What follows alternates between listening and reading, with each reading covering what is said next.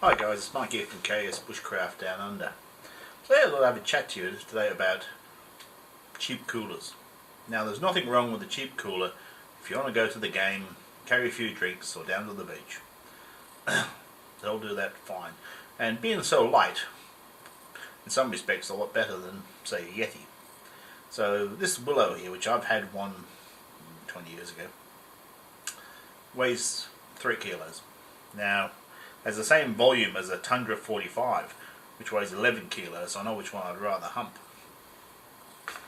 Now, these guys could perform a lot better, but they seem to be cutting the corners. Now, I actually had this one apart and another one, and there's a few serious flaws. I think it could be easily fixed.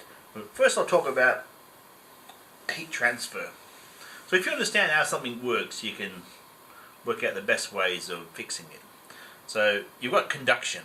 Things that are usually a good thermal conductor are also a good electrical conductor. That's why your pots on your stove are aluminium or copper.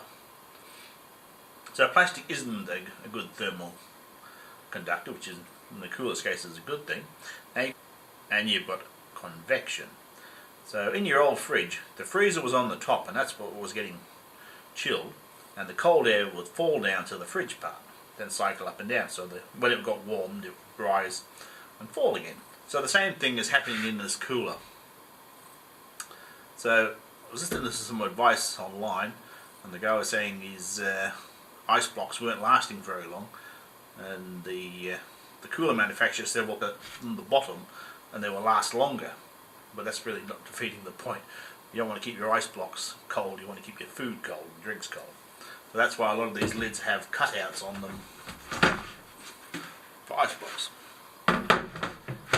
And thirdly, you've got radiation. So we've all felt the heat of the sun. The sun's radiation is an electromagnetic wave. It can pass through a vacuum. But we all know it can be stopped by a coat of paint. So if the light can pass through something, heat can pass through. And with the case with these coolers, light passes through them. So to demonstrate, usually the shortcoming on cheap coolers is the lid.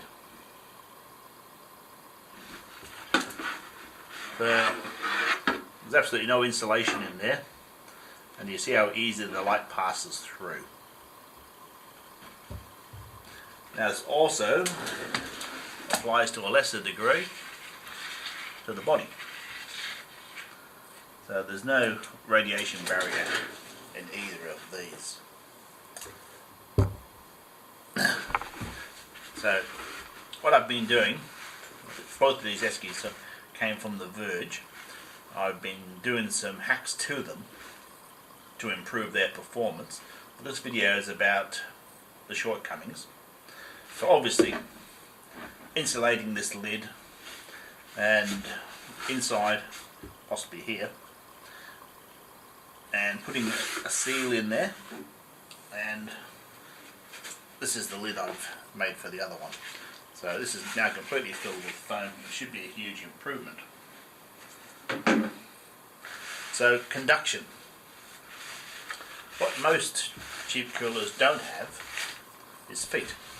So this one has got sort of feet, but you put that down onto hot concrete or the bed of your pickup truck or ute, and it's just like putting a pot on the stove.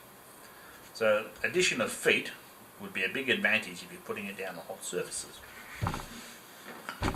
Now, I've had this one apart, and there's styrene insulation in there, but it's in 2 pieces, and there's about let's say about 2 millimeters, a bit like that, gap, because it's in 2 pieces.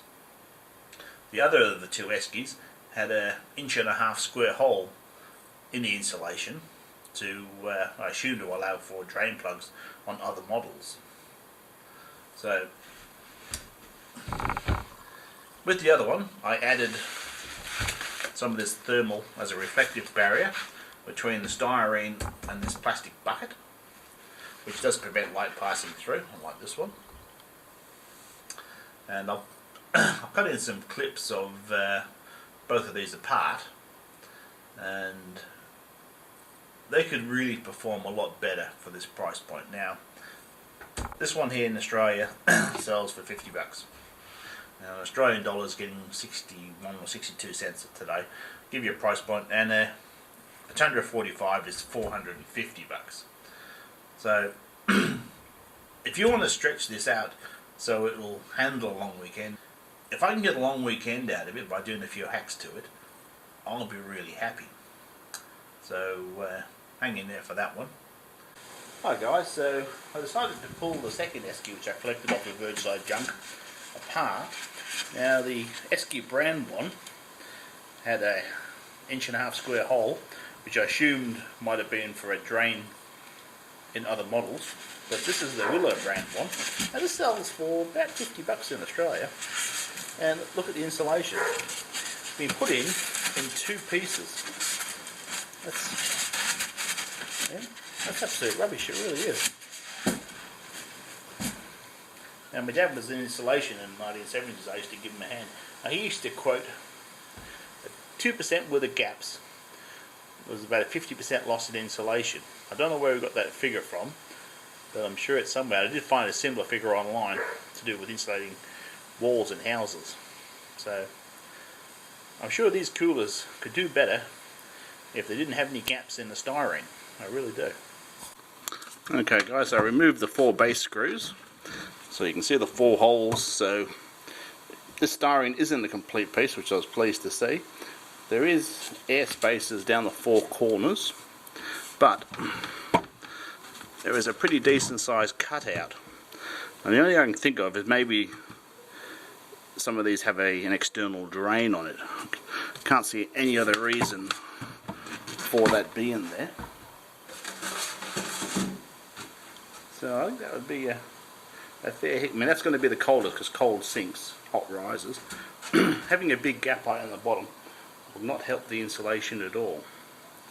So when I insulate the lid, I'll also do something with this.